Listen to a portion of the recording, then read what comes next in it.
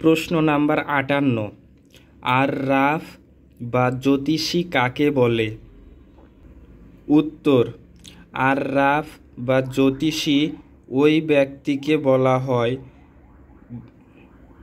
গায়েবী বা ভবিষ্যৎ বিষয়, যেমন কোনো হারানো বস্তু, চোরের সন্ধান ও স্থান সম্পর্কে বলে দেওয়ার দাবি করে।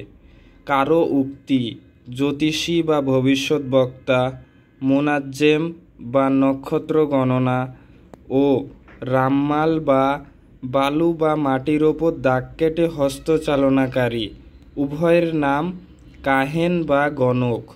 অনুরূপ যারা জিনের মাধ্যমে গায়েবী সংবাদ জানা ও ভবিষ্যৎ বিষয়ে কিছু বলে দেওয়ার দাবি করে, আর তারা উক্ত কাজগুলি নক্ষত্রের গতিবিধি পর্যবেক্ষণের দ্বারা, হস্তরেখা গণনা ও কাব বা বাটি চালান দেওয়ার মাধ্যমে করে থাকে।